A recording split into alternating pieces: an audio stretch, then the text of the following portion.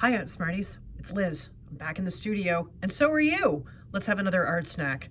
Okay, so where we left off, we were doing a little positive and negative space drawing. So here's one I did of my hand. Remember how we traced it, and then we filled it in? And then we did another little drawing where it was just a drawing of my plant in the plant pot. Hi, Spike. Let's do another one today using our little viewfinder. I don't know what that's gonna look like there. Holding it up like this. I actually took a picture of this. I'm just gonna put it up there for a second so you can see what I'm seeing through the viewfinder. So there you go. So I'm just gonna get going. So I'm gonna draw the little rectangle where it is because I want to sort of contain it. And I'm gonna start at the top. I'm gonna come down like this, and Spike's new little spike comes up like that, and like that, and then like that, and then like that, like that. Now his pot goes this way. There's another part of his pot that goes this way. And I think barely you can see that, like that. Yeah, okay, so that's it. So there's my basic drawing. Now what are we gonna do with it? I don't know, I think I'd like to try some color today. So whatever you have hanging around, I've just got these little conte crayons, and they're kind of like, I don't know, conte is like a fancy word for chalk. So even if you've got some chalk hanging around, you can play with that. So there you go, do some of that. So that is gonna be my positive space. So now I've got all this negative space. What am I gonna do? Drawing the outside edges. Let's try this one. Now, conte, like your favorite pencil, see how you can get all smudgy in there? And what happens if I smudge it together? Oh, that's fun. Now, my fingers are kind of messy, so I'm just gonna wipe it off over here on my handy dandy newspaper. What else have I got? All right, well, there's something. So that's sort of a positive and then a negative space. I could make that another negative space and use yellow. Although yellow is a pretty bright, sunny, and positive, happy color. Here's another one. So now I'm about to run into a problem. I can't really make Spike's other leaf. So if this is my positive and this is my negative, the yellow is my negative, what's this one? That's a third color. I guess I can continue on down here with my negative space, although it doesn't make sense because in reality, it's the edge of this pot plant and not the background. But in my drawing, it makes total sense. So this is where you get to be creative and take license, your artistic license. You have fully been issued your artistic license. And now you get to do that. Oh, are you moving? Sorry. All right, we'll color that in. All right, so now I've got some decisions to make. This is a different color than this and is a different color than this. And these two have to be different colors. So suddenly my positive and negative space goes from positive and negative to +1, +2, -1, and -2. So that's how you can build out designing your color if you want to get all fancy. Oh, this, I always forget. This looks like it's gray, but it's actually a weird green. So we'll call this positive number 2 because it's Spike. And because he's got all of these lovely lines. I love Spike. I love these. They're called snake plants is what we always call them. They're really good for the air in your house. So if you have them, they're happy plants. But they have these sort of like scritchy lines on them. Like somebody actually took this and drew on them. Don't draw on your plants. But it's fun to sort of do it. See, so here I've made sort of a scritchy line. And now I'm gonna do that and look, ta-da! It looks like Spike a little bit. All right, so positive, negative, negative, negative, +2. This will be -2. I guess I'm down to purple or black, and I think I'm just gonna go purple just because I wanna see some color. It's a gray day out there. I wanna make it a little more colorful. And again, I'm thinking about the pot because it's round and the soil because it's bumpy. You can think about these things and you can actually use these things to your advantage while you're coloring in. You don't just have to color in one direction. You can think about the things you're coloring and think about your coloring material going over it, right?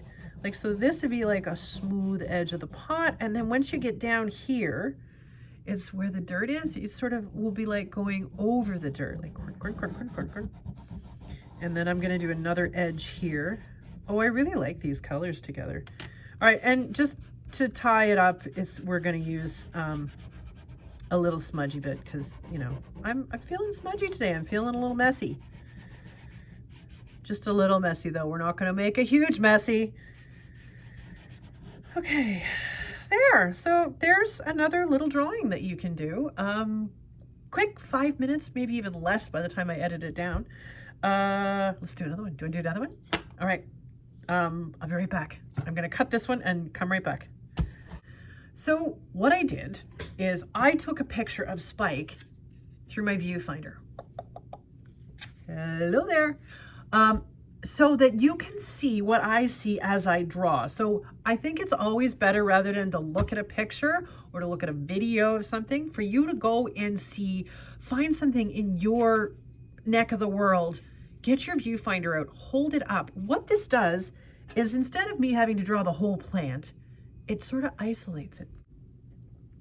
So in using that viewfinder, what I find I'm able to do is just draw a little piece of the plant. I don't have to draw the whole thing. I'm not going to get all lost in the soil that's inside here. I'm not going to get all lost in all the stuff going on around the plant. What I'm actually going to do, I'm just going to take a little piece of it. I'm going to isolate that little piece of it because I can see it through my viewfinder. I can see exactly what I want to see for what my drawing is. So this is literally right here beside me what I'm looking at when I see this. Now, again, I don't like drawing from pictures. I like drawing from real life because the camera only has one eye. You have two. Two eyes are better than one. Although if you've only got one eye, that's okay too.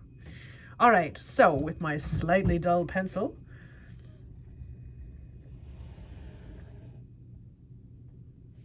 and I'm concentrating.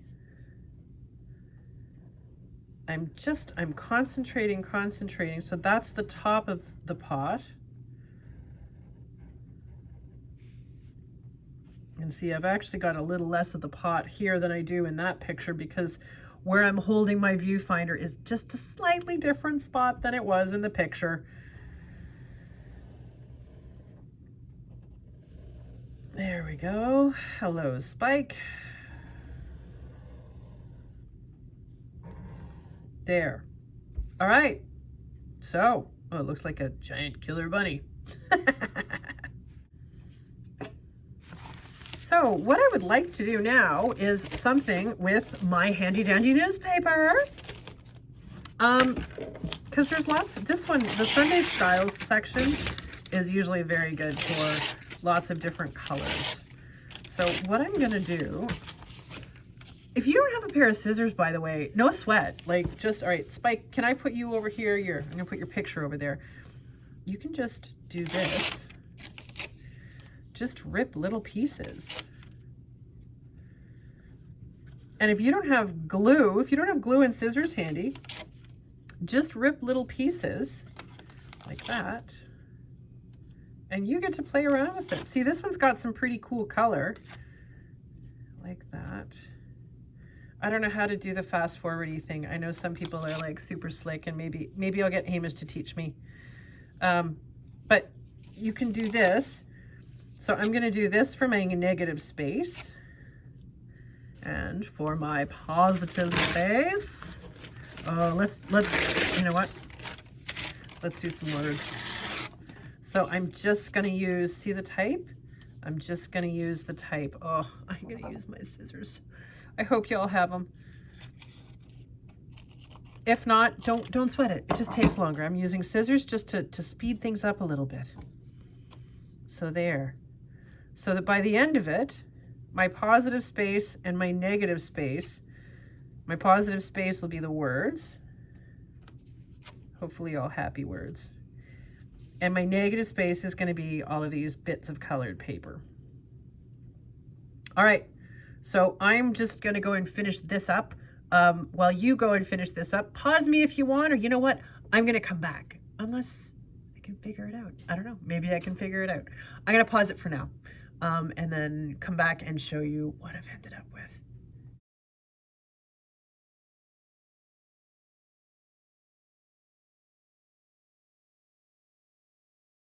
All right, so sometimes I just can't resist. Tells a story. Like, who could resist those lovely words? Every piece of art tells a story, even if it's just where you happen to be that day and what was in front of you that you made art with. That's a good story. One that might be worth reading, and, you know, when you get older, could be interesting. What did you do during the pandemic? Well, we made art. We made all kinds of crazy art, and it was fun. All right, so there we go. Dust that off. So again, if you don't have glue, once you get it where you want it, don't go and blow it everywhere. Don't do that. Before you have your big sigh of, oh my goodness, I just made the best thing ever, take a picture with your cell phone. Otherwise, if you've got glue, stick it all down, and don't forget, what's the most important thing you can do? Sign your name. And the year for me is 21. Okay, there we go. So we did this one with conte, which is a fancy word for fancy chalk, where we played with two different. So this, if this space is a positive space and this space is positive space number 2, then negative space number 1 and negative space number 2. So you can sort of combine a couple of different positive and negative. So this is when I had started, I thought I might do it, but it was with 3. So positive space 3. So that's what we end up with today's art snack in positive and negative space. Hope to see you soon.